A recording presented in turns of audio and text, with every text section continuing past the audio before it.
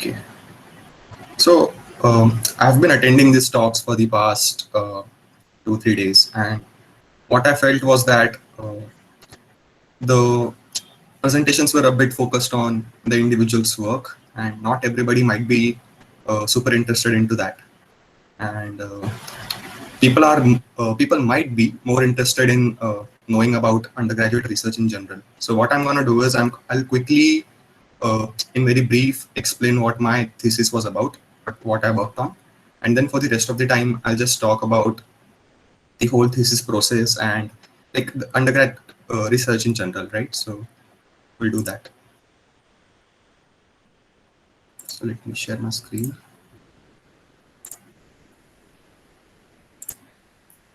Okay. I hope this is visible. So yeah. So I'll just use my yeah. So I'll just use my research portfolio in general. So yeah. So I worked at this lab, which is Maida's lab at IIIT Delhi, for around 18 months now, and 6 of these months were actually as a thesis.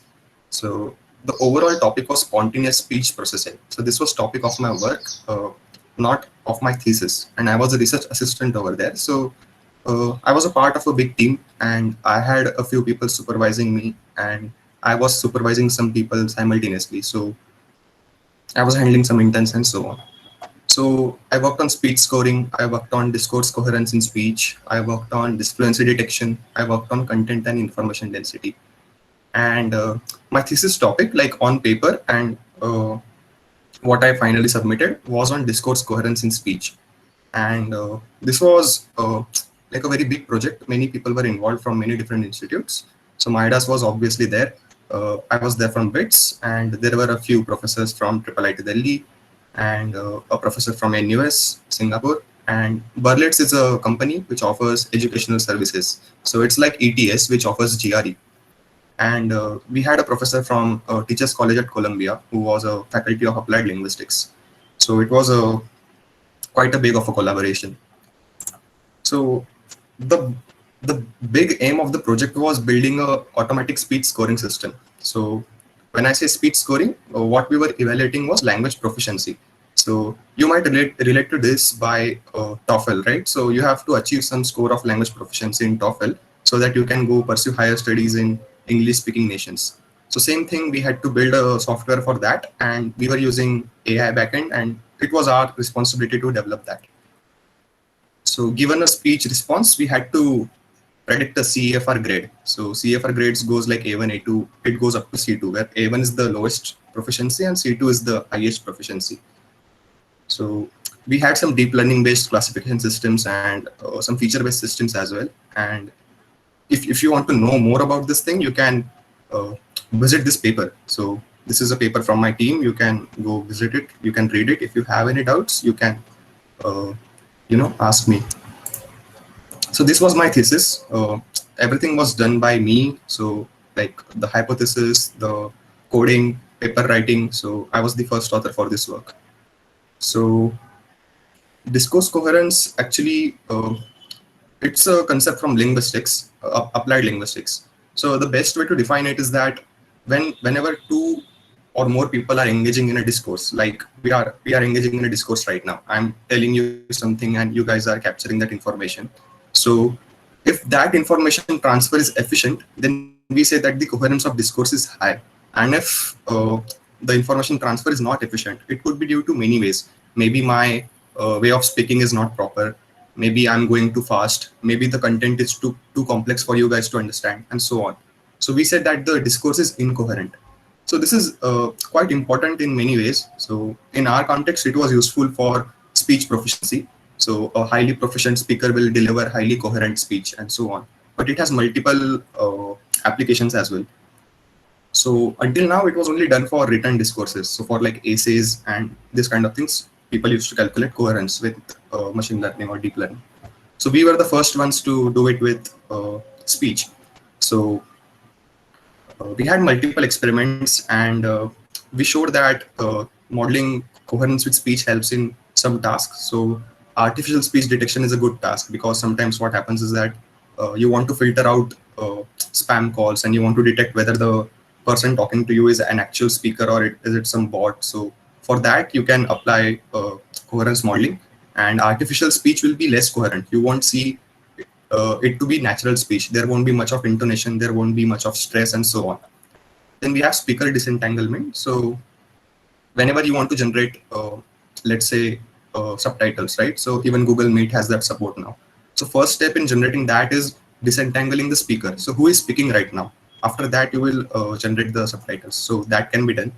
Then topical shift detection. This is important in analyzing political speeches or automating summarization in educational sites like Coursera and all. So, and speech scoring, which was our task at hand anyways. And this fluency detection again was same thing. So it's again useful for speech scoring. It's useful for handling disfluency related disorders, which some people might have, speech related disorders. And this was somebody else's thesis, and I was kind of implicitly supervising it.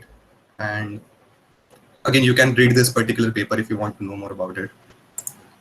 And this is currently a work in progress. I'm not sure if I'll be able to complete it or not, but I'm working on it right now. So again, if you want to know more about this, you can just visit this paper. So most of my thesis was actually here itself, and we have a preprint of my work over here. So we submitted this paper somewhere.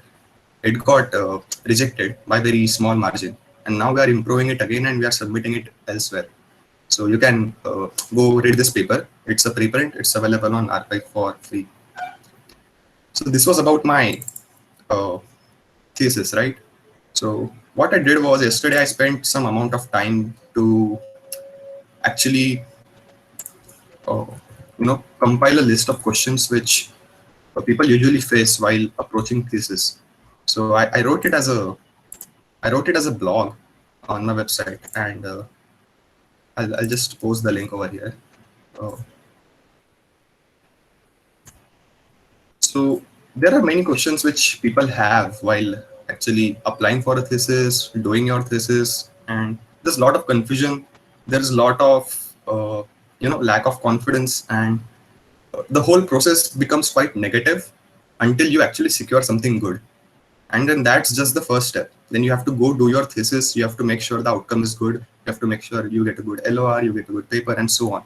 So the whole process is actually quite tiring and quite exhausting. Everybody will tell you the same thing. But if you plan it properly, so over the time, what has happened is, by the end of your 4th year, even you will be very proficient with this kind of things, how to approach this kind of things. But nobody knows how to do this at the start of their 4th year, which is actually the most important time when you should know these things. So I'll just talk about that. So what is the task and what should we know? So task at first seems quite simple. So securing research opportunities, but it's not as simple as that. And nothing really is in research. So before applying for opportunities or before starting to look for opportunities, there are a few things that you need to take care from your end. So what are these things? So first one is the work. So what excites you the most? If you're not curious about something, and however good the outcomes are, however good the LOR is going to be, however good the money is going to be, you will get bored after some time and it won't be worth it. So you have to ask yourself what excites you the most. This is very, very important. I cannot stress how important this is. Then what research topics would you like to work on? And you do not need to be proficient with them beforehand.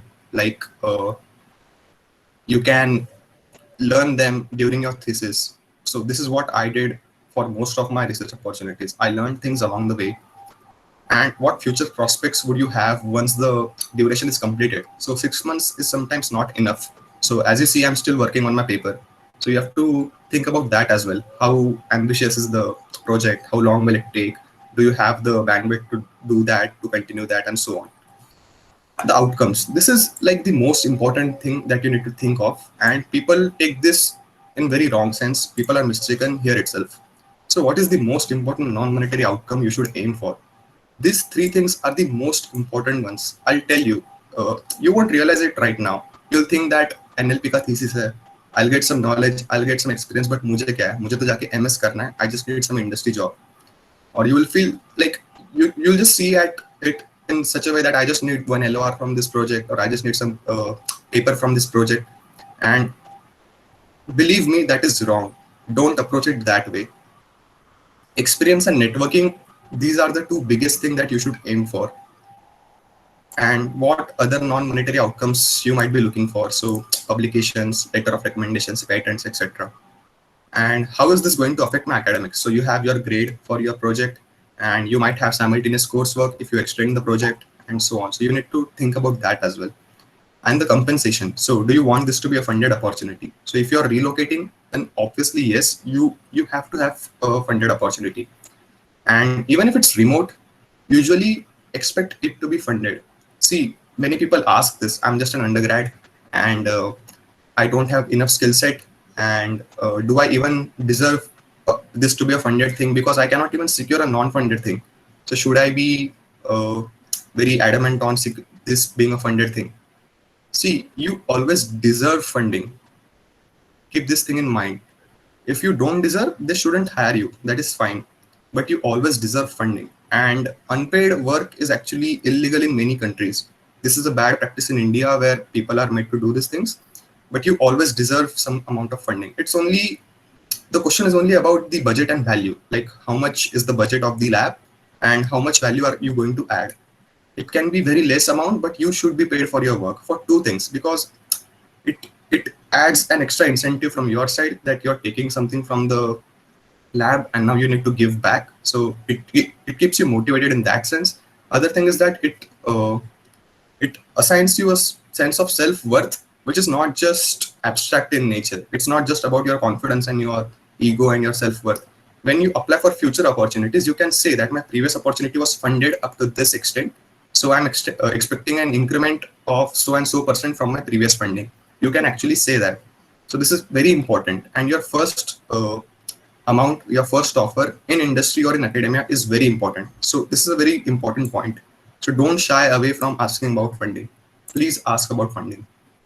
And as I said, don't be too flexible about this. Many people do this, that the professor is quite good, the institute is quite good. Never do that. So I came across this tweet last year, and it's the best tweet that I've ever read in my entire life about career related things. So what it says is that best career advice that I can give: don't ever attach yourself to a person, a place, an organization, or a project. This is very, very important, because if you see in general, mental health of people in academia is not so great. People are usually stressed. People are usually quite frustrated. People turn against each other, and this happens quite a lot. You will hate the reviewer, you will hate your professor. It might happen you will hate your coworker, and you might not get credit, you might not get paid enough, and this kind of things happen, and it will leave you frustrated, which is no good, to you, right? So don't ever attach yourself to anybody. As I said, the only thing you need to have is curiosity. Just be curious about finding something out. Just be curious enough, and you can achieve anything. With time and effort, you can achieve anything. This is very important. Like, bookmark this, make a wallpaper out of this, do whatever you want, but just keep this in mind. And there might be a couple more things, but I just had one day to list all of these things out. So I might be missing out on a few things, but you need to think about it yourself, that what all do I need to know before I actually look forward to applying to opportunities. Once you're completely clear from your end, then you should approach research opportunities. So the next question that comes up is, how do I secure the best possible opportunity, right?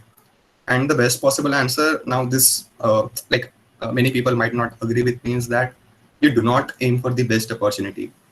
You aim for more, not for the best. And right now, people who are in their third year or in second year, you might not have applied to many opportunities on your own. Even third year people, you might have just gone through summer internships and all that, through the campus placement unit and all those things. When you go out there and apply to opportunities on your own, you'll realize this is true, if not completely true up to some extent. So yeah, as I said, as an undergraduate or recently graduated student, over time you will come to know that these two things are true. So your expectations and interests keep changing. So I started with computer vision, I went on to NLP, then I went on to psycholinguistics. Now I'm coming back to reasoning, and these kind of things happen because what happens is that uh, there are many distractions. So this professor is working on this particular thing, so that must be the next big thing. So we should work on that. Now this organization is working on this particular thing. It's such a big organization. It's such a big industry lab. So I have to work on that. So these things keep happening. Your interest will keep changing every other day. Every other day, a new paper will come, which will be very exciting, which will be groundbreaking, and your interest will change. So, and the best opportunity which you thought that it was best opportunity earlier, it won't be a best opportunity anymore, and you will have lost a lot of time until then, which is not a good thing, which is not a good place to be in. And other thing is that the job market is slightly stochastic. So I shouldn't actually say slightly, it's a lot more stochastic, because if you just connect with people in the campus, right, your seniors and so on, what you will see is that yeah, sorry about that. So what you will see is that many highly talented people, even they don't get hired for many opportunities which are in a sense below them, like they deserve much better, but even then they do not get hired. These things happen. And many random people who you saw put no efforts, they don't even have sufficient knowledge and so on, they don't even have the right motivation, they'll get hired for that opportunity. This happens a lot. You'll be like, you can be filtered out for any of the stupid reason. Your CGPA is not enough, you have not completed this coursework, uh, we have the joining date to be so and so, you cannot join after that and so on. So it is highly random. There is no guarantee that with all the skill sets and all the prerequisites met, you will get some opportunity for sure. You won't. There are so many applications that it's highly random. So what happens is, all of us are mostly highly motivated, right? And we come from a very competitive background. So there's this huge FOMO associated with us. And when these two things happen and you're holding on to one best possible research opportunity, this is what happens. You get frustrated. I have applied to an industry lab for 5 times. In the past 2 years, I've applied there over 5 times, and I couldn't make it any of the times. So sometimes I got shortlisted till the final round. I got rejected due to some stupid reason that you have ongoing coursework. Sometimes the hiring was frozen due to COVID, and so the hiring process was stopped. And so these kind of reasons come up, and it leaves you frustrated. But there is no need to be frustrated. Just know your worth, and that is not the only opportunity in the world. There are a lot many opportunities. So just move on. So yeah, so how do you beat that? So according to me, this is the solution: increase the quantity and scope of your applications. This is the best way to go forward. And anyways, during early stages of your career, you should focus on diversifying your exploration. Look at as many topics as you can, explore as many things as you can, and then later on, after 3 or 4 years, when you're doing your higher studies, you can actually finalize on one of the topics. So this is the best way to go forward. Now, what people do usually is people do cold mailing. So people will mail some insane number of professors, right? Like 100, 150, and they won't even reply many times. So it's highly frustrating. And it works because many of my friends did that and they got quite good opportunities, like at good institutes, good projects, and so on.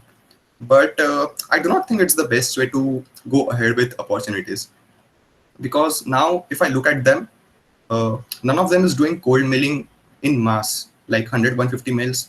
None of them is sending cold mails anymore, because over time you realize that's not the most optimal way to apply for research opportunities. So uh, I'll tell you what the right way is. So the right way to uh, apply to research opportunities is actually by networking, by exploring your research community, and doing things like that. Now, you might ask why that is any better than cold mail. Like, why do we stand a chance over there? You stand a chance over there because this is the most important thing which will leave you frustrated with cold mails. It is getting a reply. If you simply send a cold mail to somebody, there's a very less chance he'll reply to you, because he doesn't even know you. You have no profile, you have no credibility to your profile. Why should he reply to you, right? And most of the times people mail uh, foreign professors, so that adds even more unsurety about it. So you will rarely get replies with cold mails, and this is where most of the people get frustrated and they say that we are not getting opportunities.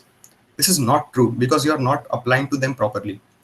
If you apply, then you'll get the opportunities. So how to actually network and how to move around this cold mailing thing. So first thing is build an online presence. So all these techniques will need some time, but even with a few months of effort and if you plan properly, this can be very, very good. So online presence is very important thing. I've listed down a few things which you can do to build your online presence. So I cannot even tell you how important online presence is.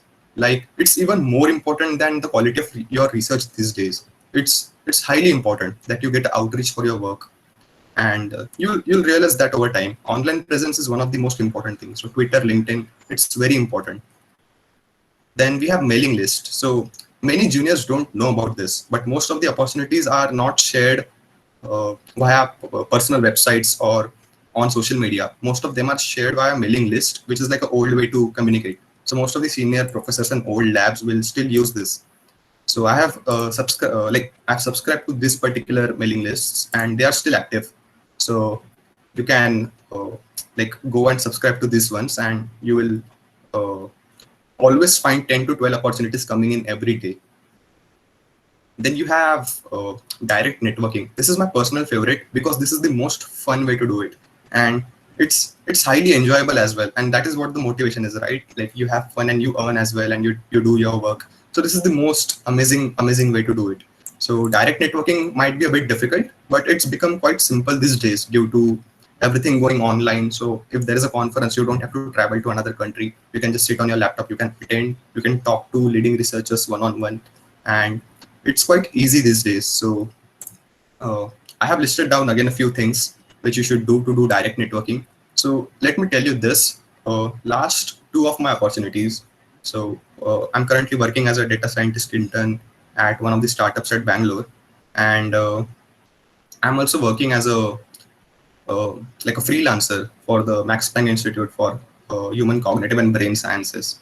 So both of this opportunity I actually secured by networking. It was so convenient. Like I already knew the people who were recommending me, and it was very comfortable. It did not seem like I'm joining a new job. It was like I'm just taking up some new fun thing to do, and I'll still be earning money and building up my profile in the process. So it's very good when you are already familiar with people and you feel quite comfortable and you start enjoying your work actually. So you can try these things as well. So as I said, the key to impactful networking is not expecting any direct returns from it. So don't network because don't approach some professor because you want to have a thesis under him 4 or 5 months later. Don't do that, because it's easily detectable that you're only doing this for some material outcome. He will know it and he'll just block you forever from his life. This happens a lot. So what you have to do is you have to take genuine interest in their work. So this is very important, because not only will it help you connect in a better way, but it will also help you explore the field properly, which is very important. And the returns will come eventually. And once the returns start coming, they don't stop. They don't stop. You'll be offered opportunities. You'll be preferred. You'll be given more priority over other applicants, and so on. But this will take some time. So the returns will come apne aap. You just have to mean that you're genuinely interested in their work. So okay, this is about searching the opportunities, right? And once you have listed down all the opportunities, the next step is applying to them and securing them. So yeah, so how do we crack the recruitment process? So usually this is just about convincing the person who is hiring you that you carry some relevant skill set and experience. So you might actually use them for their work. But this is usually overlooked for undergraduate students in many cases, especially in pure sciences. This might be ignored because you are still an undergraduate. They understand. They don't expect you to be highly proficient. This is the most important thing. So you have to instill trust in the researcher or the professor, whoever that is, that you will deliver as expected. And unfortunately, just having a good paper or just having a good profile on GitHub and things like that, this don't work anymore, because everybody has it. Who doesn't have a good profile online? Everybody has a good profile online. So why should they trust you? So this takes some time. And as I said, networking will help a lot over here, because if they know you personally, the trust is there beforehand. So again, I've listed down a few points to approach the recruitment process. You can, uh, you know, go through it. And this is again very important thing. Like there might be multiple rounds or uh, multiple stages of your recruitment. So seek feedback at the end of each of those rounds. This helps you improve yourself. This shows that you have genuine interest in applying over there. You have genuine motivation, and it also helps you network. It adds a personal touch to your interaction with the interview, and ask questions and doubts about their work. So, why are you doing this kind of work? Aren't we facing this kind of problems, and so on. And then there is this part about organizing your applications, because if you go ahead and apply to 150 different places, everybody working on some different topic in some different domain, it becomes difficult to organize your applications. So you should organize your applications. This is very important, because I find this to be useful in two ways. First is that obviously organizing things will help you a lot. Uh, it will ease the process of application, and it's also fun in some way. So you just need to have, like, look at this thing, like what this means, right? So you'll enjoy it, believe me. Just try a few things which I've mentioned over here, and believe me, you'll enjoy organizing your applications a lot. So even rejection will actually feel quite good in this way, in some way. So just try this out. This helps a lot. And then there is tracking your application. So this is the most hilarious thing, and people do all kinds of nonsense over here. So I'll tell you what not to do. So it is quite important to track your applications, because professors are busy, they might not reply, or like something like pandemic might happen and your application gets lost. So it's important to keep a track of your applications. It's important that you're still active in the recruitment process. So email tracking. So the stupidest mistake that people do is they add mail trackers in their emails. So this is just some kind of anxiety or desperation, that whether the person has opened my mail, whether he's actually reading my profile and not replying because I'm not good enough, and things like that. I understand it is important to track your mails, but since you are like studying in a tech university, you should do it a bit smartly, like it is expected of you. Don't be too noob about this. So what happens is, if you add mail trackers, they might block your email. So the institute email server of the professor might block your email. This happens a lot, especially in the United States. Or it will simply go to spam folder, because there is some random text at the end of your mail. It will detect it as a spam. It will throw it in the spam folder. And even if it does reach the researcher, it is highly disrespectful, because you are not trusting them. And it appears like you're trying to sneak into his group in some way. So don't do that. A better way of tracking is using Google Analytics. So build a personal website, add your Google Analytics to that website, and whatever resources you share.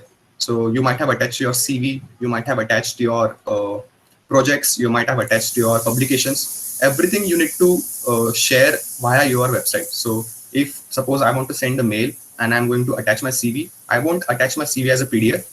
I'll attach the CV which I've uploaded to my site, and I'll attach this link. Same thing about publications. If there are any publications, I'll just attach a link to my publication from my website. So what happens is that Google Analytics tells you who visited your website, at what time, from what location, what pages did he look at, and all these things it tells you. So this way you get a much more detailed analysis of tracking, and it avoids all these things as well. So this is very important thing.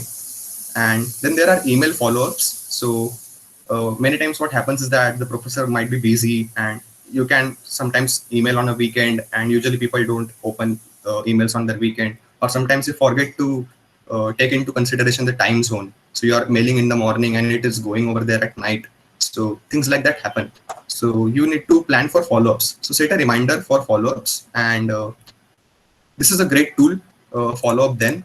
Use this. It's quite good. So, and believe me, follow-ups help a lot. If you make sure you understand the difference between spamming and follow-up. Don't mail the same person 10 times asking for an opportunity. Send a follow-up mail.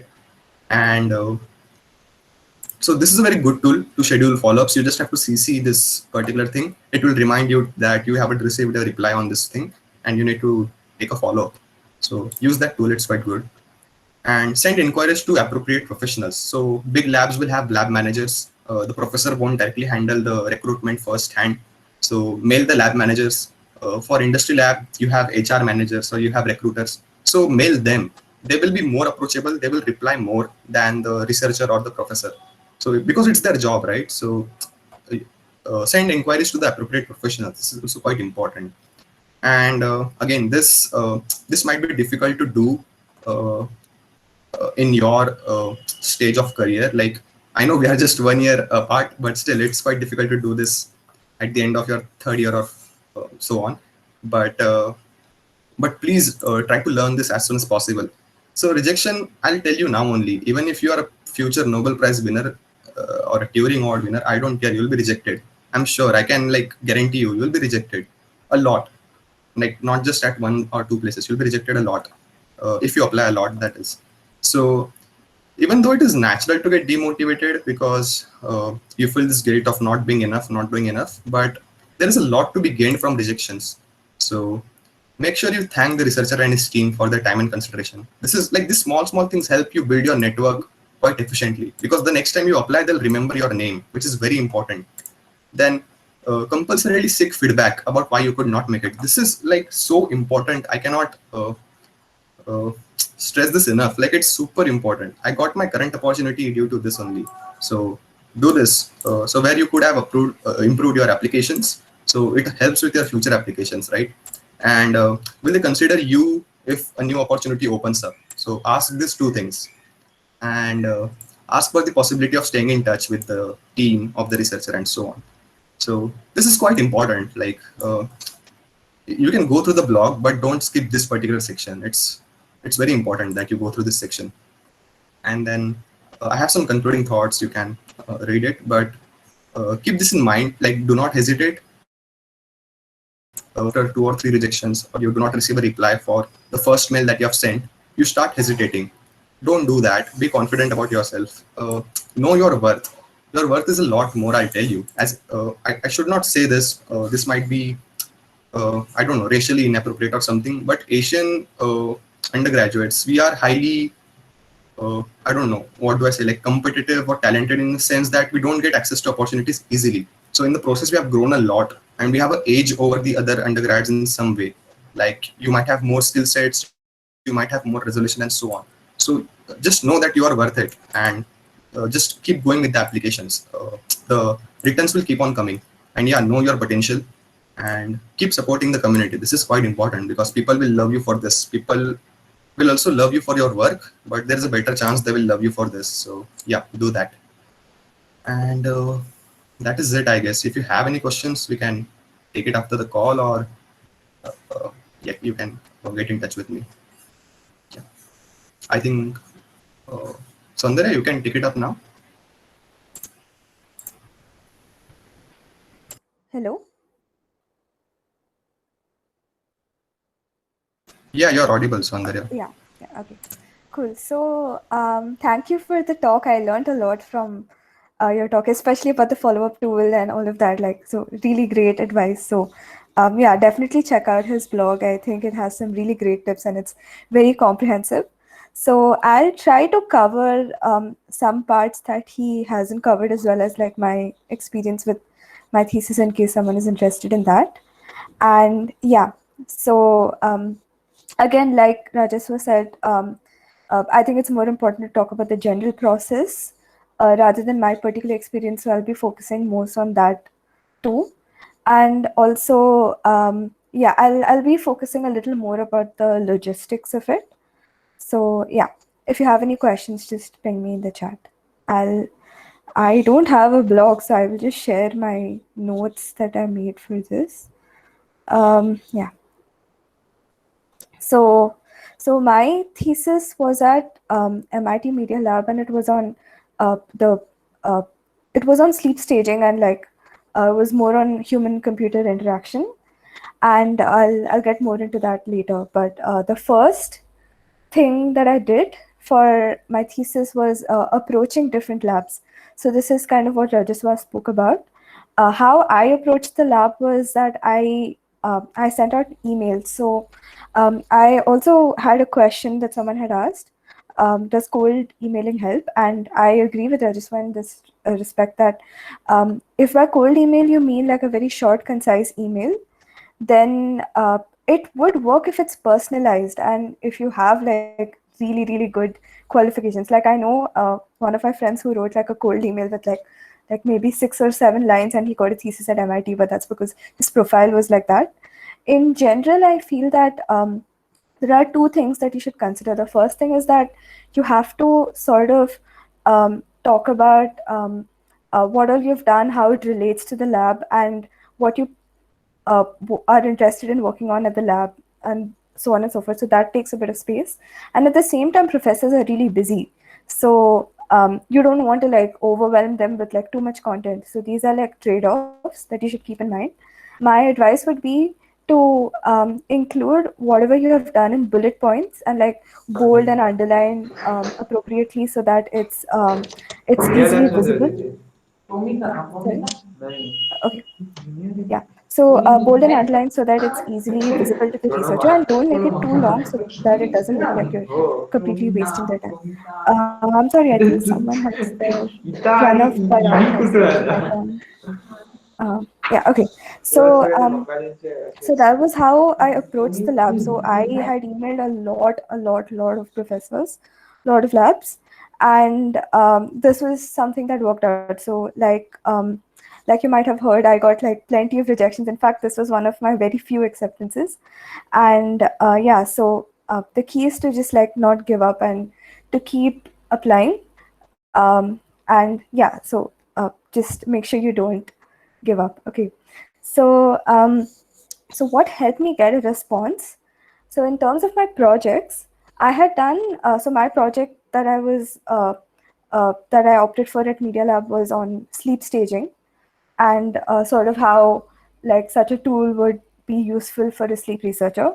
So in terms of projects, I had done projects in sleep apnea and development, and I think those projects sort of they pushed my application in front so that the professor knew that I kind of was interested in this area. So that was in terms of the projects. And yeah, so I think CGPA doesn't matter too much. Like what matters more is like your research experience in that particular field, um, and like how interested you are for that particular topic. So for thesis, especially like for masters, it might matter, but for thesis, CGPA is not that much of a factor, is my opinion. And so that was in terms of projects, and in terms of approaching. So you can either approach like the professor themselves, or you can approach a PhD student. So I had emailed a professor, but what I've seen is that uh, people get better responses from PhD students or like postdocs or working in the lab that a particular person is interested in, because because these people are more free. So what they can do is like they can sort of forward your application to the prof, or they can sort of tell the prof that okay, I need assistance working on this project, and I have this student who is interested in working on this project, so I would like to take them on. And usually for like big professors, they don't have time to give uh, for students, especially interns. So you would end up working with the PhD students themselves. So it makes sense to email like the PhD students working in the lab that you're interested in. And if it's like a professor who's like relatively newer, those people, those professors seem to be more hands-on. So they would be like, they would be more responsive. They would have like, you know, weekly meetings. They'd be more willing to put in the hands-on effort. So if it's the case that the professor that you want to work with is somewhat like newer to the field, then it makes sense to email the professor themselves, or you can do both, like a combination of both. But this is just something to keep in mind. So in terms of organizing this whole process, because you'll be emailing a lot of professors, a lot of labs. So how I went with it was that I had an Excel sheet, and so similar to master's applications, I had like categorized them as like ambitious, moderate, and safe. So you can you can categorize the labs that you want to work with in these three categories and apply to like um, uh, like a combination of these three. So you could send out like 3 emails, one every day, that'd be best, or 3 emails every 2 days or so, from each of these categories. So that'll ensure that you're not applying only to like really, really ambitious places that don't take interns anyway. And at the same time, you are not like stagnating and like applying to professors that you don't really want to work with, but like they are good, I guess. You don't want to settle, or you don't want to like keep wasting your time on like really ambitious places. So it makes sense to apply to like a combination of these three universities. So I use an Excel sheet to organize it. Like, I had different columns about like the university, the lab, the professor, as well as when I had sent them the first email, when I should follow up, and so on and so forth. And yeah, so also, yeah, like that follow up thing that Rajaswa mentioned, definitely use that. I did not, I did it manually, but it makes a lot of sense to use that. So the email, it's best to make it very personalized. So the reason I said like 3 emails a day itself is an issue is because it's really difficult to get very personalized. It's very difficult to send like personalized emails to multiple professors, but you should do that because professors get like a ton of applications. They get a ton of people emailing them for like research opportunities and so on. So try to make it as personalized to them as possible. Like try to read like 2 papers. Like don't just like copy paste their paper title saying, "Hey, I read this paper. It's very interesting." I mean, that's what I was doing. But then later I changed it to something like a bit more personalized. Like I was looking at your projects in like so and so domain, and I noticed that you have this paper, and in this paper you had mentioned this, and I have this. I have like prior experience in this particular field. I was also thinking like of this extending this paper in this direction and so on and so forth. So I get that it's really difficult and intimidating, but it's best to do this if you want a response. So in the email, try to make it personalized. Talk about what you have done before, how it relates to what they're working on, and what you wish to do in the future. So these 3 things, try to include it in your email to each professor. So another thing that I've noticed is that BITS emails often gets flagged as spam. So yeah, because like our email IDs have like combination of letters and numbers, right? It's mostly numbers. Uh, and a lot of institutions, they mark these emails as spam. So I have gotten whatever responses I've gotten from my personal email. Like I have not gotten a single response from my BITS email actually. So I don't know if it's the case for other people, but this is something that I very strongly believe. Send from your personal emails as far as possible so it doesn't get marked as spam. And use the schedule send feature on Gmail. So try to schedule it such that it reaches at 8 a.m. or like 9 a.m. on a weekday. Professors usually log off on weekends and they get plenty of emails, so they might not see it. So try to schedule it such that it goes at like 8 a.m. And it's best if it goes at 8 a.m. on Monday, but yeah, 8 a.m. on a weekday should be okay. Another important thing is that you should always check the professor's website before applying, because some people would mention, if you're like looking for research opportunities, mention a particular phrase in the subject, or like structure your email in like this particular way, and so on and so forth. So some professors, and they'll also mention if they're even accepting students or not. So make sure you do that before applying. Don't just send an email. Try to go through their advice for like prospective students and so on. And another thing that I have personally found that is kind of like the deal breaker is applying to places where BITSians have applied before.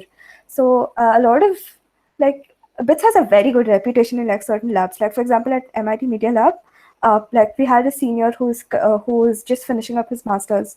So BITS is sort of like known at Media Lab. So yeah, and like a couple of other places. So try to look at where your seniors have gone. Try to see if like there's like some intersection in like research interests, and apply to those places, because those places, they sort of know of BITS as a college and they would be willing to take students from there. So that is something that I felt was really important. And yeah, so another advice that I would give that might like sound hypocritical is that don't go too much on college brand name. So in the sense, the reason you want to have like a good thesis is because you want to sort of develop your profile for whatever you want to apply to later, be it industry or like masters or PhD or so on and so forth. So what matters, number one, what matters is the LOR that you get. So in terms of masters, the most important thing would be the letter that you get. So it doesn't matter if like the professors at like a university that you wouldn't want to like ideally go to for masters or PhD, but if the professor is well known in that network, and if they are like well established, then that letter would hold much more importance than a professor who's like not that established but at a great university. So there's like kind of a trade-off, and I would say prioritize applying to a very well-established prof over applying to like a top-notch university.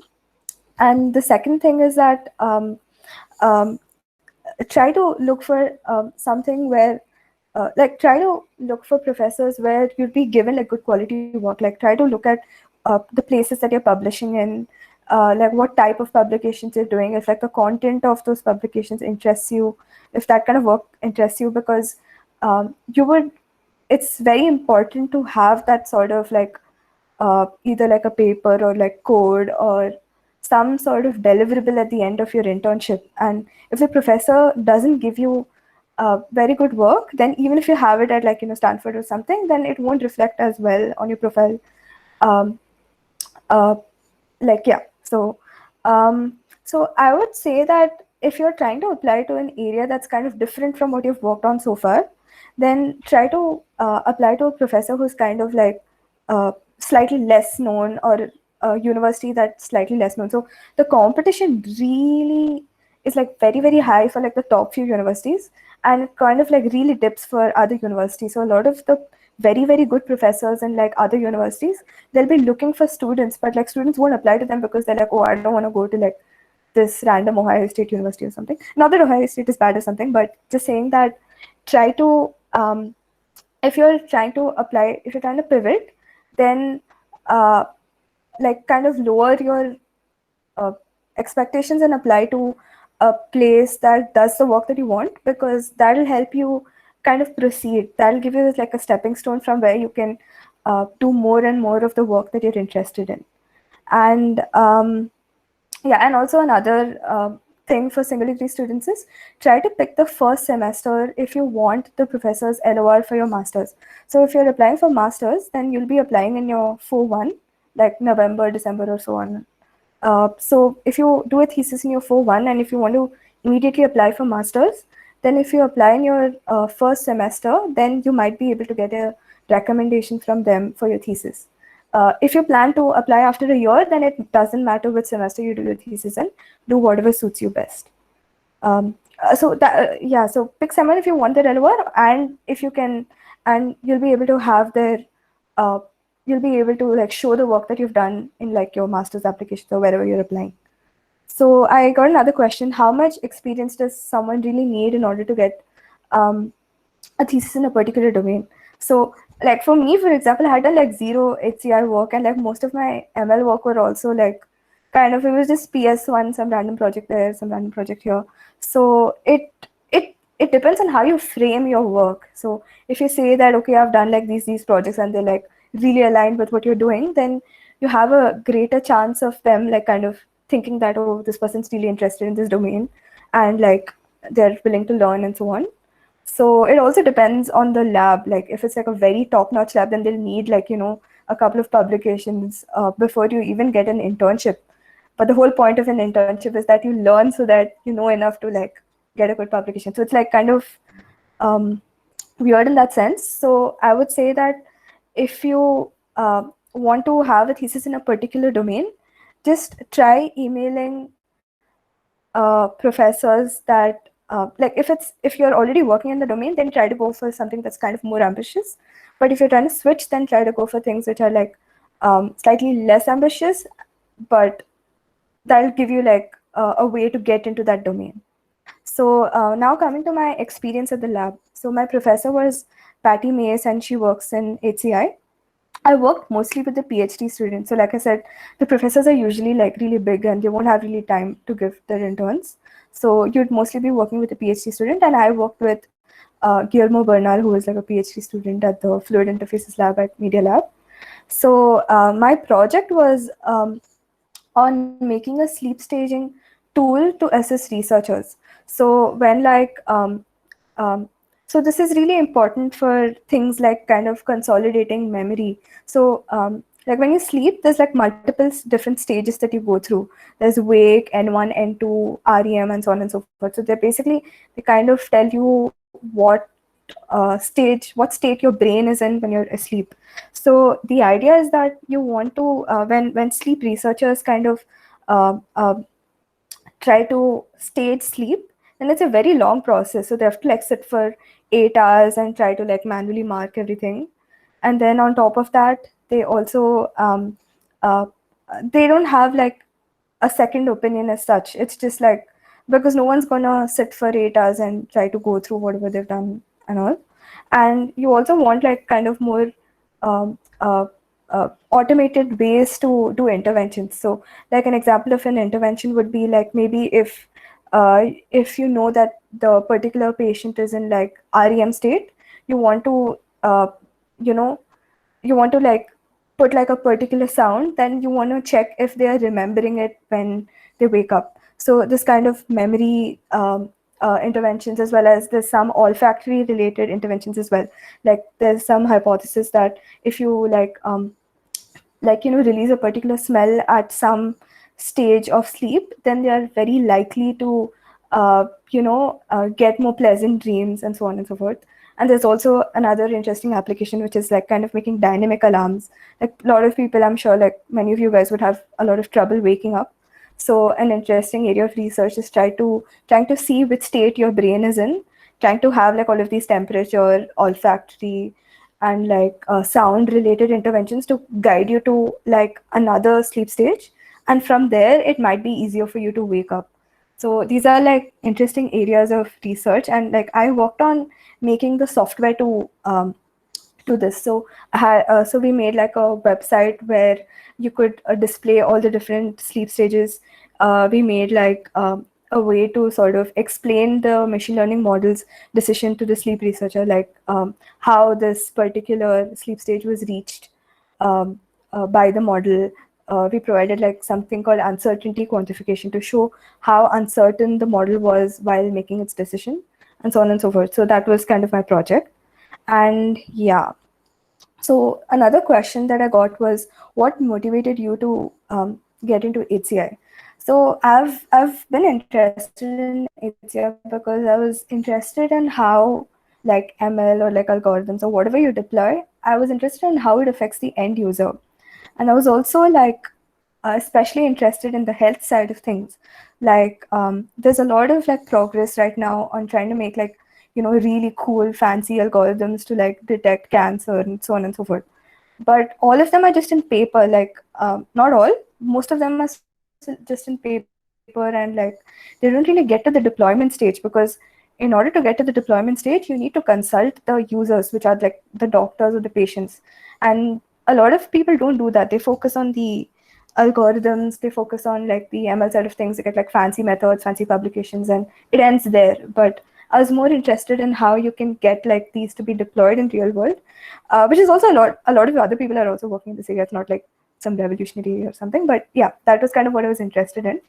Most of the projects that I'd worked on so far were on like computer vision. So they were on like medical imaging, how to diagnose diseases from like X-rays, CT scans, and so on. And I wanted kind of a change. Like I wanted to work on signals for health purposes, and so on. So that's why I picked this project. Um, so in terms of future plans, like I got an admit at CMU for Masters in Machine Learning, and I'll go there if I get a visa. And like this project also helped me realize what my interests are. So I realized that my project was very development oriented. It wasn't that much about like machine learning or HCI, and I liked that. Like I realized that that's the kind of work that I want to do. I realized that I would like to apply for like research engineer positions. So in that way, this opportunity really kind of helped shape what I want to work on. And it also really helped me expand my contacts. Like I was able to interact with a lot of researchers working on really cool things at like MIT and like other places, and I felt like this internship gave me like the stepping stone to sort of start a conversation with these people. So in terms of like general advice, I would say like definitely be patient. Don't think that anything is out of your reach, because like you'll be surprised by the really good thesis offers that students get. Okay, like good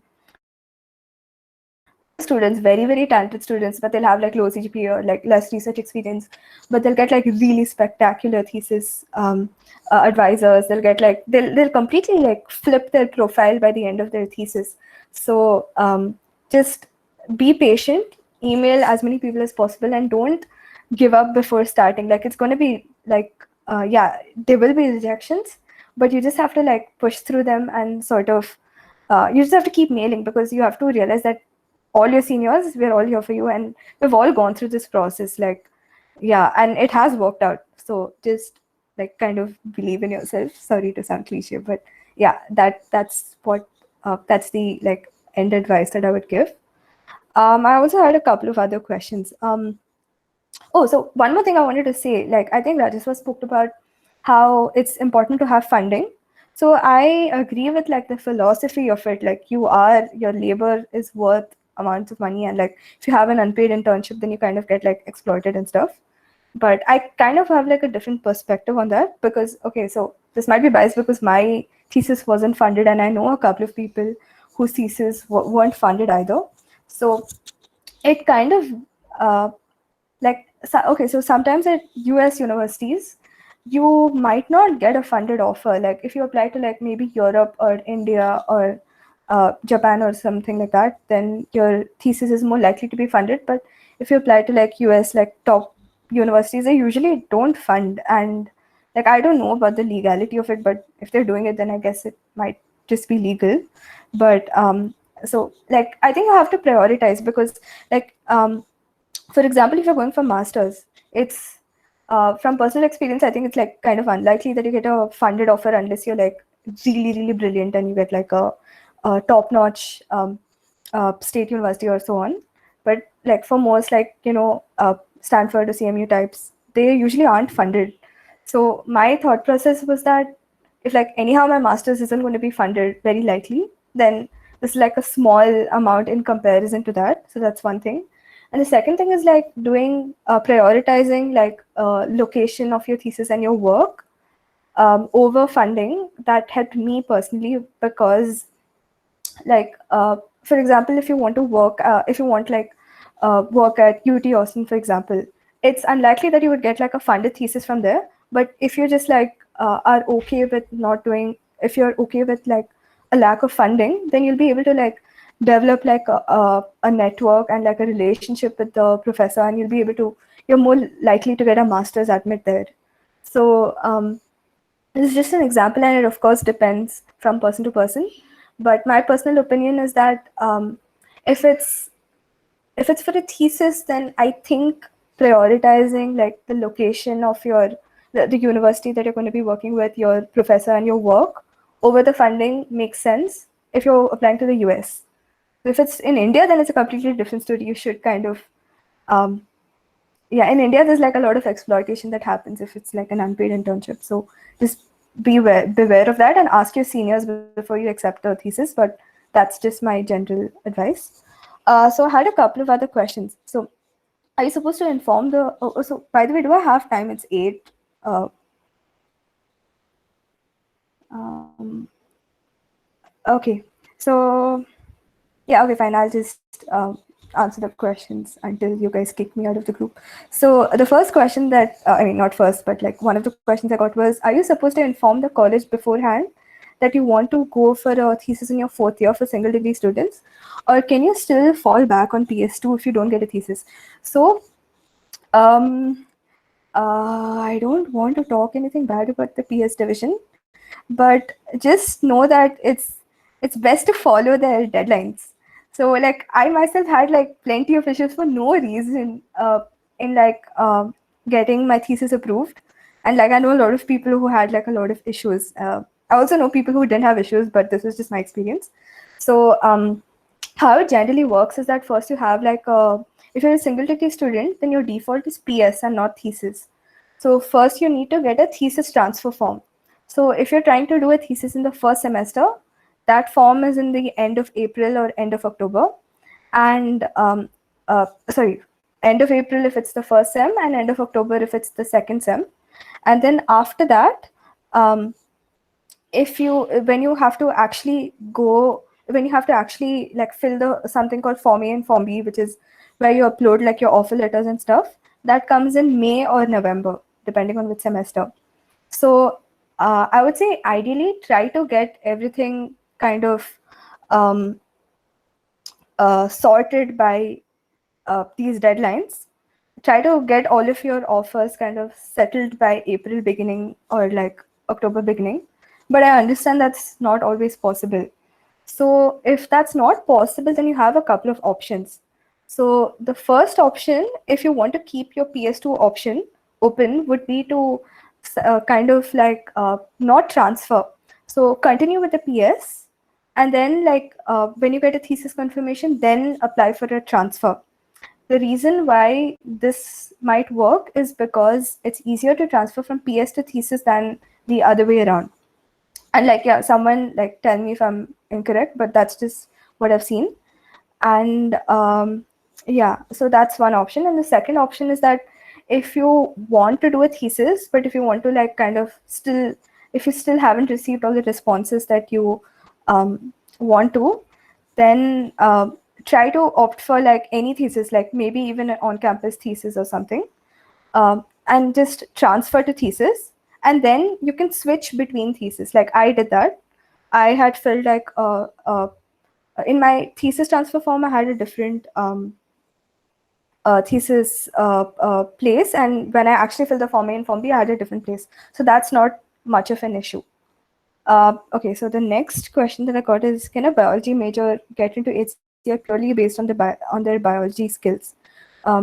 So I would say that HCI is a very like broad field. Okay, like it's about kind of how people interact with like uh, computers and so on. So like one field in that is like how uh, you can take biosignals, like signals from the brain, from the spine, and so on and so forth, and how you can use that to sort of uh, develop better interventions to like support health related purposes. So that is an area which is like, it's kind of what I've worked on as well, and it's a very exciting area that like combines biology, ML, and HCI. So I think like having a biology major is going to be a huge plus. um, and in general, having like a dual, I think it does help, because it like opens up things that you can apply to, and opens up projects that you can work on. So biology specifically is very broad. So it depends on which type, what like specific portion of biology you're interested in. But my understanding is that there's a lot of like really interesting work going on in this. And like when I just did a Google search, this is kind of what I found. Yeah, I mean, I don't know if it's relevant, but it's just a place that I saw that there was like, it's just like a paper that talked about like interesting areas in the intersection of biology and HCI.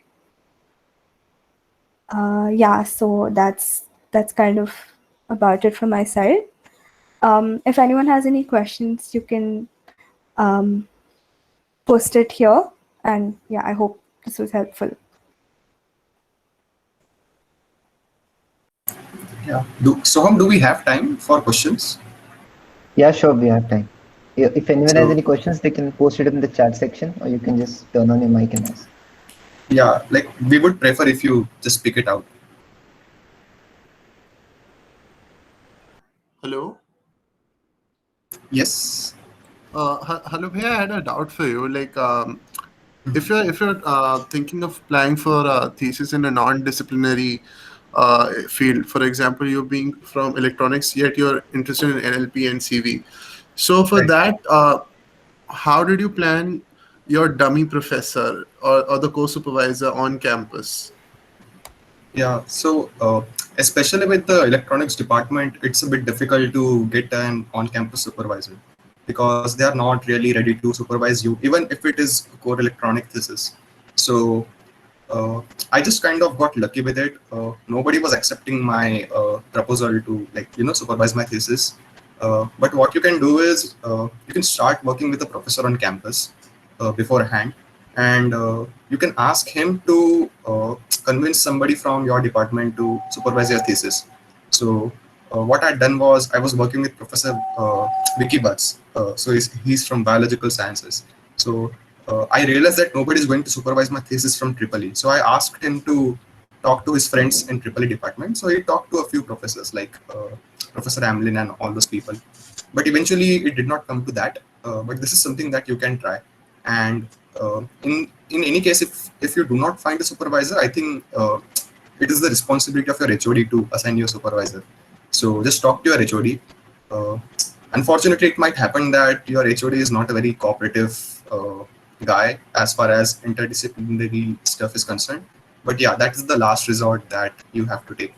But yeah, institute will assign you a supervisor, I guess, if you don't get one. This generally doesn't happen. Everybody ends up with some supervisor. Thank you, Bhaiya. Also, I want to know, like, if one wants to apply for I mean, this question is to both Soundarya Didi and to you as well, that if one wants to apply for thesis after the summer of the third year, because during that portion of the timeline, there is no academic pressure or thing going on. So for that, do we need to apply in August of the previous year, August, September? And do you recommend, doing some research internship or remote research program during that summer? Soundarya, you want to take this up? Okay, yeah, I mean, yeah, you can like continue if I miss anything. So, my opinion is that you should definitely, as in whatever free summers you have, try to make the best use of it, because like you might think, okay, I'll just like do some courses or something, but like I think like having a research project, it like is more useful than like doing a Coursera course, because everyone does a Coursera course. And yeah, so I would recommend that you definitely do it, and it will also give you the opportunity to get another letter of reference.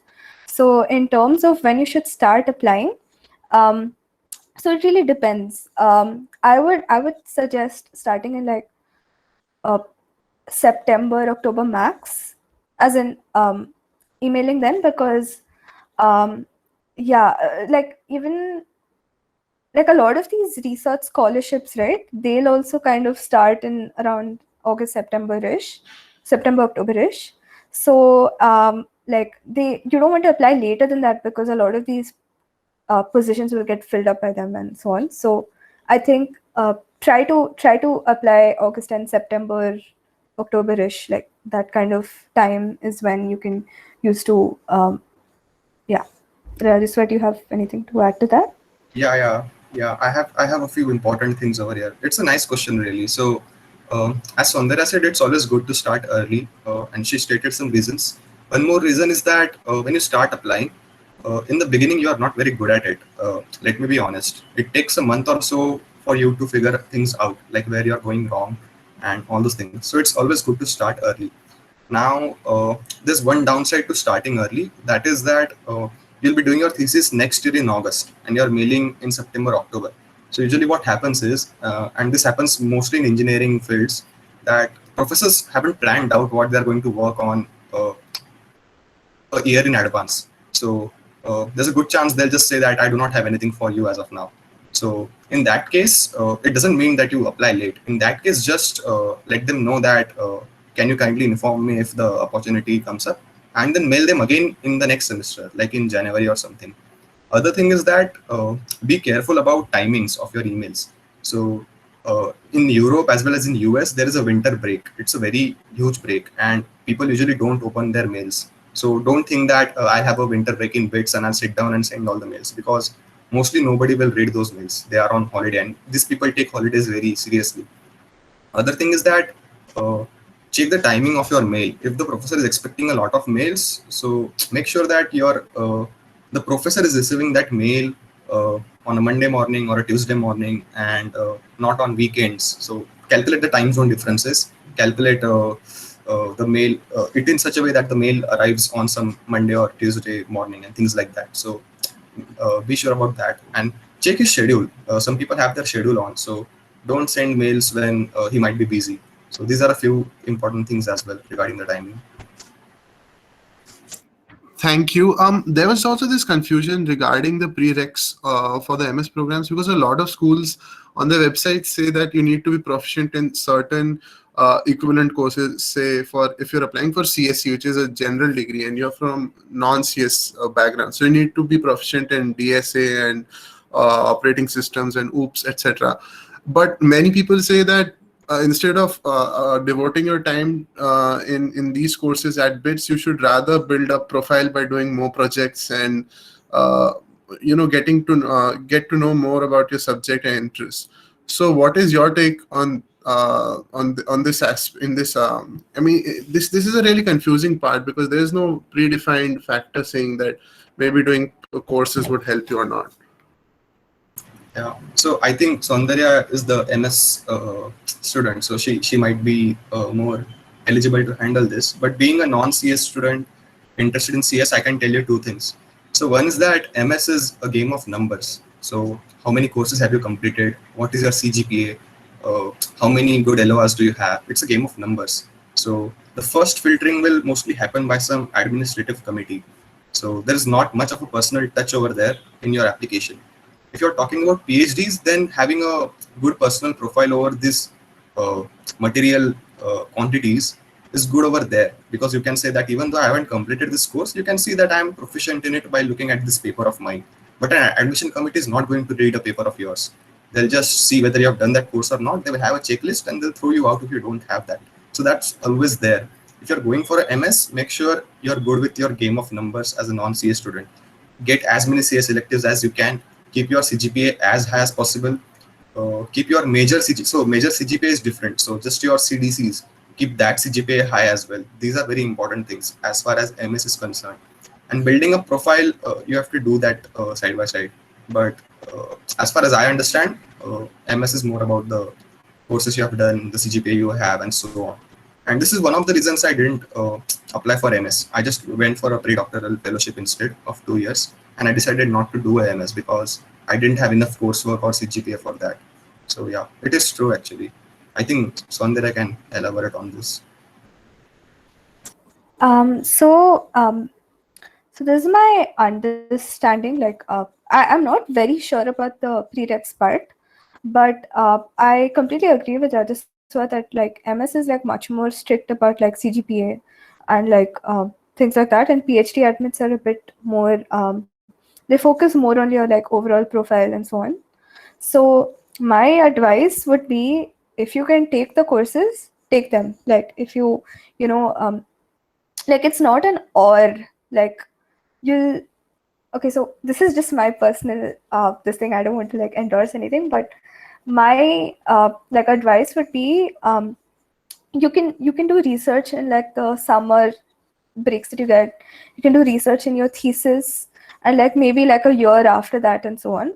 But like courses, you kind of have to do them by the time you graduate, because you can't do some Coursera course and show that as like a prereq. You can't waive your prereqs like that. Some universities allow you to waive it like that, like I think Harvard or something. Just check that out. But a large like fraction of universities don't allow for that. So my advice would be to whenever you can take the course, like try to apply for like as many. If you're interested in CS, for example, then try to apply for like those electives, like try to opt for them. If you can't get it, then you can't get it. Like you try your best to get it. If you don't get it, then like it's still okay. But yeah, and research, these things are not like mutually exclusive. Like you can do these courses and do research as well in like the breaks and so on. So yeah, did that answer your question?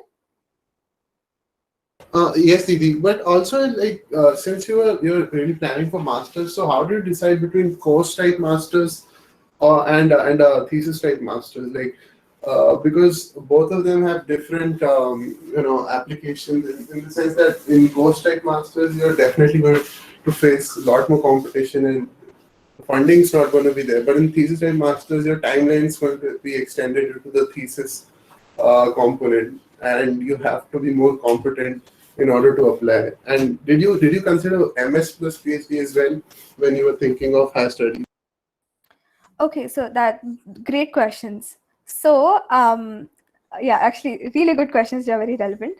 So the first question I'll answer is that I applied to like 2 or 3 MS plus PhD places, actually two MS plus PhD, and I just did that. Like, I don't know why I just did that.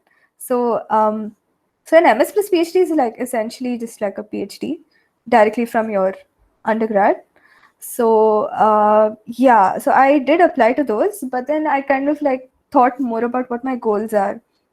So I still haven't like completely figured it out yet, but right now my plan is to uh, get like more understanding of like ML in particular, to kind of uh, be better suited to apply for like a job or PhD later on. Right now my goal is to apply for like a course. So I picked a course-based masters, and the reason I did that is because I did not get thesis-based masters, and because I was my plan was to finish a course-based masters, do research on the side, do like a job for like 1 or 2 years, like pay back the loan, and then decide if I want to continue with the job or if I want to opt for a PhD. So that was my thought process. If you apply for a thesis-based masters, I would say that that's kind of better than a course-based masters if you want to keep your options open. Because a thesis-based masters, you would have to write a thesis, so you will have an advisor, so you will have like a very strong letter if you want to apply for a PhD after your masters. And at the same time, you can still apply for industry-related positions, like right after masters. So I would say that keeps your options more open, but at the same time, try to ensure that a thesis-based masters gives you the freedom to opt for summer internships. So I did get one thesis-based masters, but it didn't allow me to uh, it didn't allow me to apply for the summer internship. Uh, so I had to do like research with the professor in the summer, and I couldn't opt for like an industry-based thing. And I knew I'd have to. I knew I wanted to work for some time, so that's kind of why I didn't pick the thesis-based masters. But if your thesis-based masters allows you to apply for industry summer internships as well as thesis summer internships, then that's the option that keeps your future prospects most open. Thank you.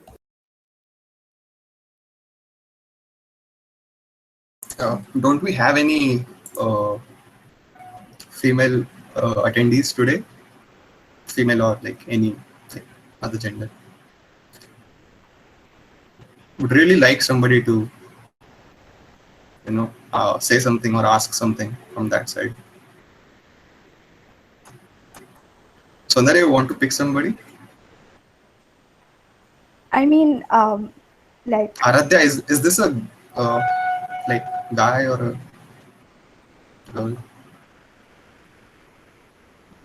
I guess like if you have a question, then feel free to ask. Yeah. I don't want to force people to ask questions. I have a question. Sorry. Father. Sorry. I'm sorry, are you taking questions right now? Yeah. Ron. Yeah, sorry, I joined a little late, so I'm not sure if this has been answered or not. But how do you apply for RA/TA positions, and like, do RA/TA positions have a more competition in scholarship, since they completely waive off your fees as well as provide you with a stipend? So you mean RA and TA during your masters, is it? Yes, during the MS. Yeah, I think Soundarya can answer this. So, RA and TA don't necessarily waive off your tuition in all universities. They do so in state universities. I mean, largely, like maybe a couple of private universities too, but there's a big if. But see, I think like generally, like what I've seen is that our RA opportunities once you're in masters is yeah, like you okay, so it depends on a lot of stuff. So you'll be in your masters for like 3 to 4 semesters.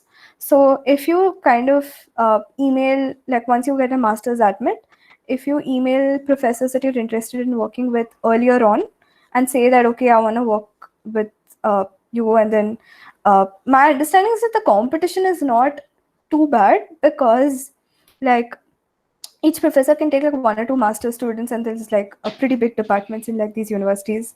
So I think it's not too difficult to get like an RA position. Like if you just want any RA position, then it's kind of, in like some universities, it's kind of almost guaranteed that you will get some professor who wants to work with you, who would yeah.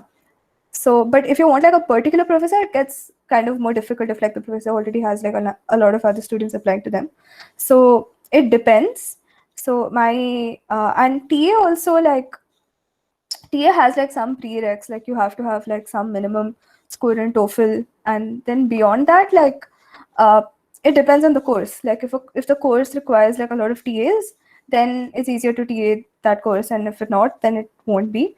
But my overall point would be that if you're okay, so there's 2 things. Okay, if you're going to a private university, you will have to pay tuition, and whatever RATA you do is just to build your profile. Okay, and the second thing is, if you go for a state university, then your RATA is like dependent on the university as well as like the professor, the course, and so on. But the general idea is that if you get a master's, then professors are like much more likely to work with you, and like yeah, they're much more likely to work with you and like give you a TA position and so on. So it's not something that I would say that you should really worry about. That's just my opinion. I might be wrong.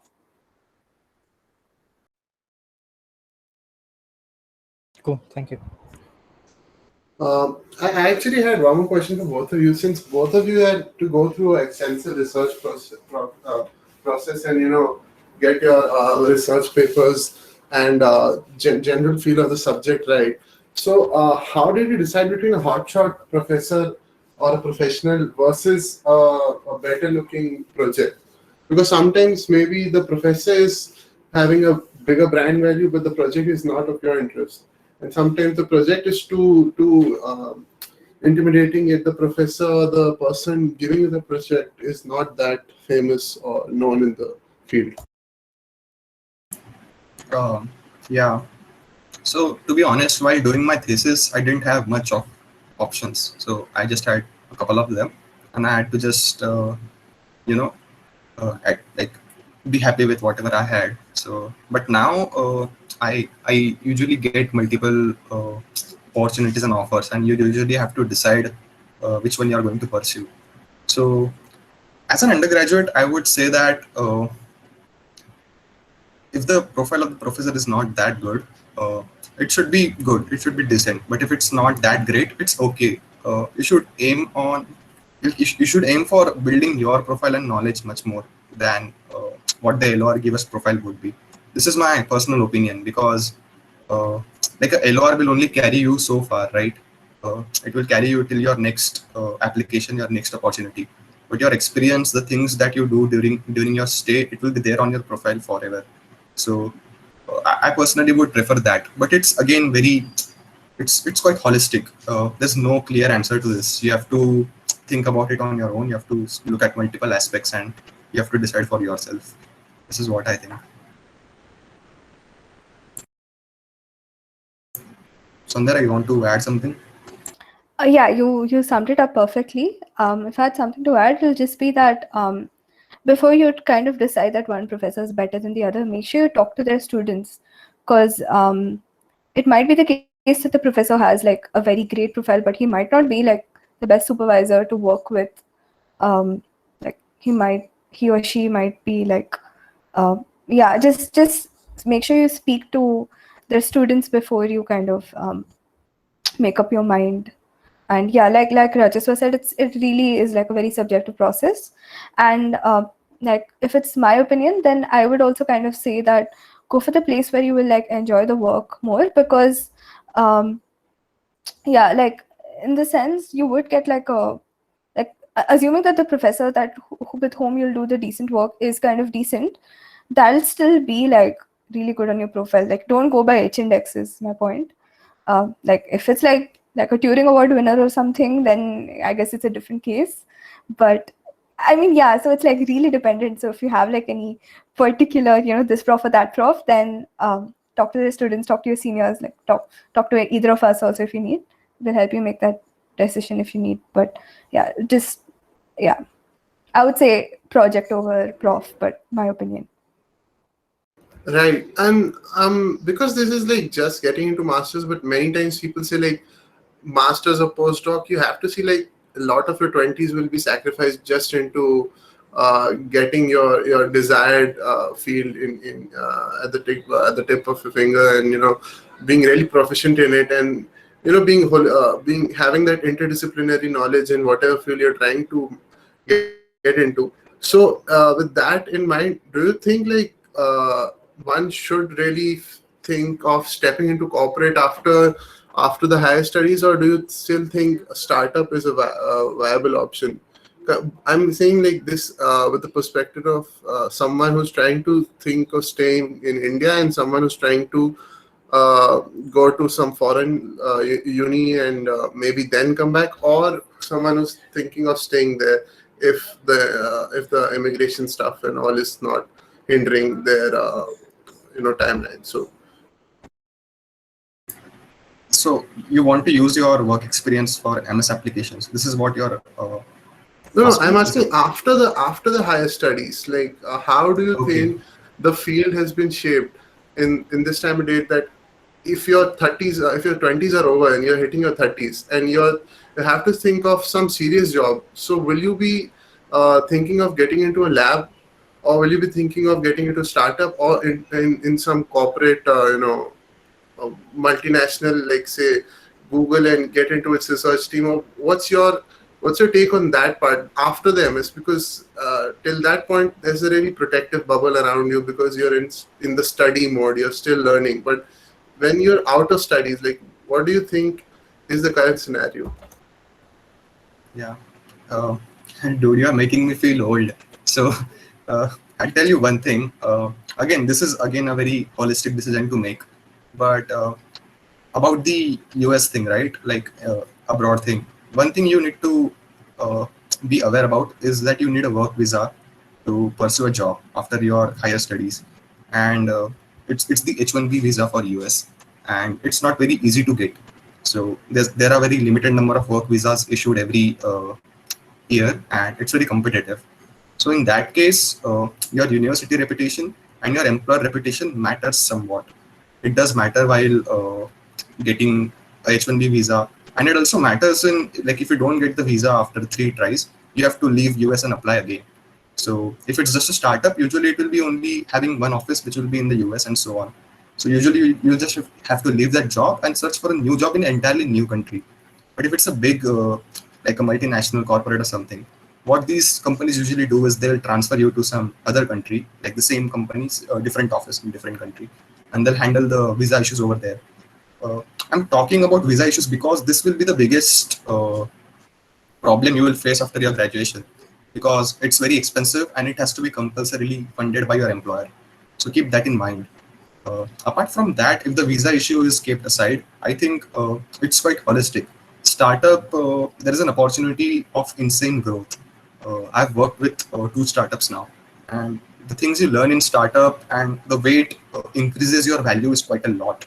So in that sense, startups are quite good, and they are usually working at the age of the current standards in industry. Like, you'll be involved firsthand in these kind of things, so it's very important in that sense. But again, you have to think about the payment issue, and like how much compensation do you want, and also job security issues. So yeah, again, it's quite holistic, and I think we'll be able to answer this much better once we have done our higher studies. But Soundarya might have some ideas because she's made a decision to go to CMU. So yeah, Soundarya. I have no idea. Sorry, I have like no idea about that. Like, I would kind of go by I guess I'll just talk to like employees in like the different areas that I want to work with, see by which one has like, better compensation, work-life balance, more interesting work, growth in the career and so on and so forth. So there's like a lot of factors which you have to consider. And I think one of the best ways to kind of like get all of those factors is by talking to like current employees at like wherever employees or like researchers in whichever places you're interested. But yeah, like this is like a very long time ahead. So yeah, I think by the time you come there, you'll kind of see your network. You'll see like where the people that you're interested in working with are working, and like that kind of will kind of shape your ambitions. uh, I guess so. This is not something I would say, it's not something to worry about right away. So yeah. I'm asking this like because are you planning on coming back to India after working there for some time, and since you've made a decision to go to Pittsburgh, so are you really invested in staying over there? And I mean, what's going on in your mind? Because as the time will pass, you'll have to put your foot down and take some decisions. So how are you planning that part? So for me, like right now, I know that I want to go and do courses under professors. Like I basically want to study more. That's something that I kind of know for sure. Beyond that, like which place I want to live long term and all, I think those things I'll know only like after I go out of India. Like right now, if you ask me, like I will not be able to answer. I just know that I wanna do like I do want to study further. I do want to repay my loan, and that's kind of easier if you're abroad because you'll get there's more saving potential. Beyond that, yeah, like as in let's see, like it depends on whether like the environment is good there, what kind, if like I get like a good job or something there versus what I would get here versus like your friends, family, and so on and so forth. So there's like a lot of factors, and like yeah, I don't know to answer your question. Yeah. Okay. Also, like both of you, like really had to go through a lot of stuff for the material. So, did you guys like have some particular go-tos for research papers and conferences? Like, did you guys really appreciate like CVPR or ICCV or something like that? Or what were your routine? What's your routine like when you are faced with a problem and you're not able to think and you need to read some resources, go through some resources. So, what do you refer to? So you mean you have a problem statement at hand and now you are looking for Yeah, I mean, leads? you need like a lot of information to process through, but you need some authentic sources. And Yeah. maybe you're trying to publish a paper in a reputed journal. So, what will be your process, or how do you go about it? Yeah. So, anyways, you have to state your motivation, your background very, very clearly whenever you're publishing something new. So, you'll have to cite your sources anyways, like other research papers and stuff. So, a good in the beginning, if you're new to the topic, it will be a bit difficult to find the right papers, which will lead to your problem statement. But one good thing to do is like there are a few things which you can use actually to do that properly. So I'll tell you, uh, if suppose you're given a problem statement on multilingual NLP, right? So you don't know where to look. So just go for top NLP conferences. So ACL is a good NLP conference. So visit that and okay,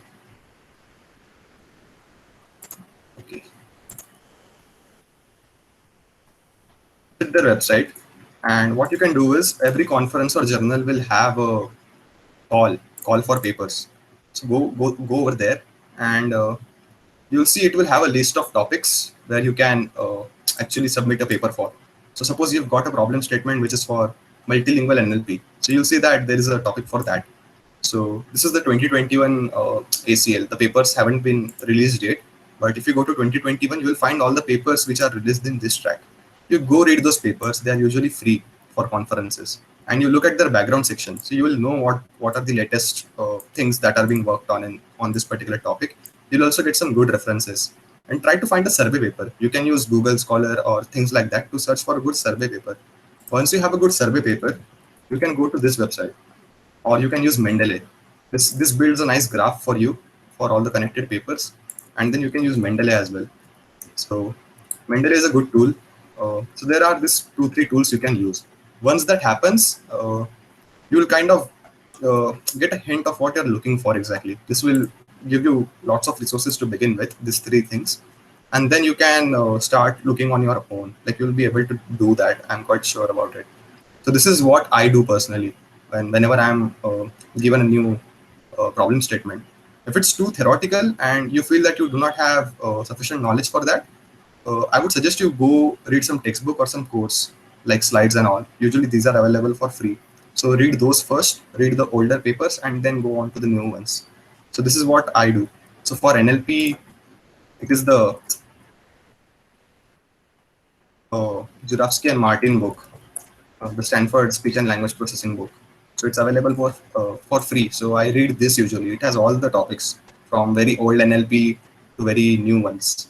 So I usually do that if I'm entirely new to the topic and I have no idea what it even knows, like what it even means. So constituency grammar, I had no idea what it means. So I just read this chapter, and that's how I uh, handle this thing. It works quite well, but there might be better ways to do this as well. So yeah.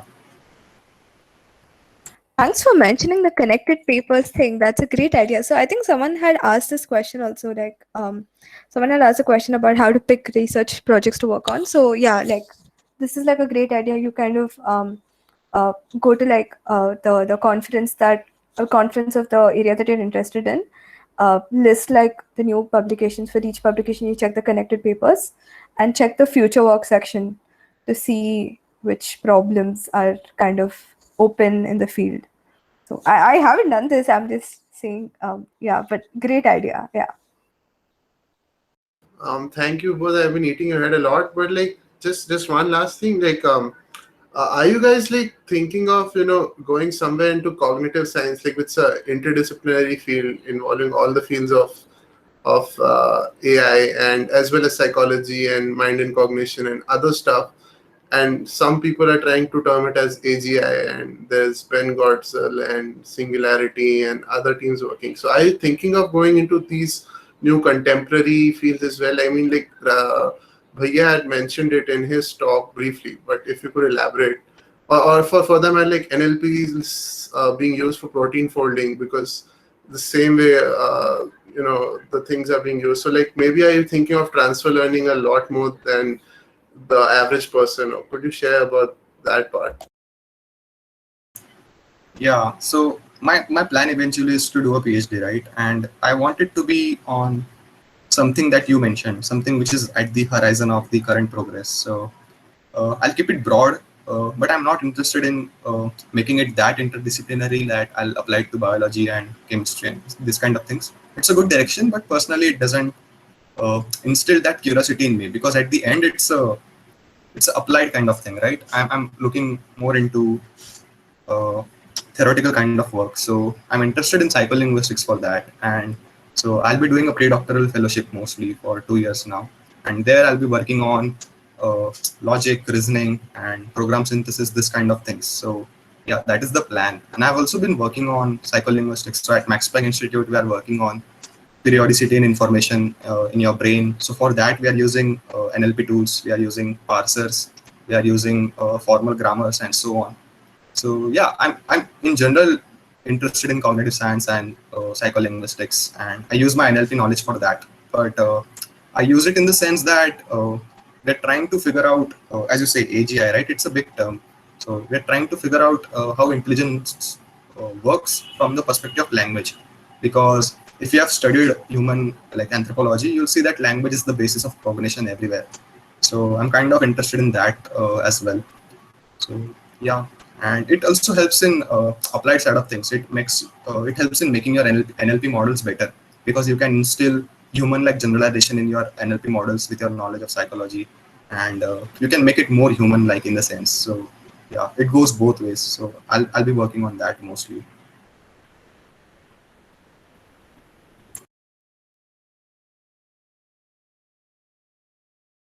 Right. And will you guys be ever using like Kaggle to the extent like a lot of the grandmasters and other people who try to venture out, they say like Kaggle is the best platform to see if you really have it, what it takes to apply their knowledge. I mean, not deploy the model, but like train different data sets and see what you got.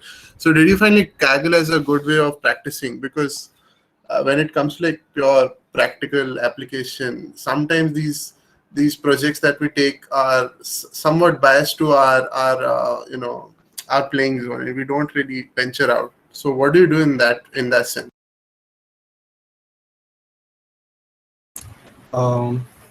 So Kaggle is a good platform. Like I think I'm myself a expert on Kaggle, so it's a good platform to test out your machine learning and data science skills in general. But if you are looking to probe this from a research point of view and like staying up to the field point of view, then I think shared tasks are a better place to invest your time in. So shared task is similar to a Kaggle competition.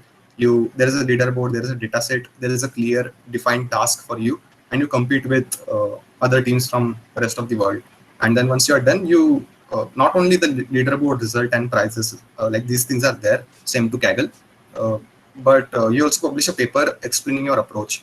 So what happens is like I got the expert title on Kaggle quite easily. There are public solutions available. You just patch 2-3 of them together and you just do some hacky ensemble thing, and you can churn out good results. But so in that sense, it's not good. But shared task and conference competitions, they are a good place to test out your knowledge, and it also helps you network in the process. So yeah.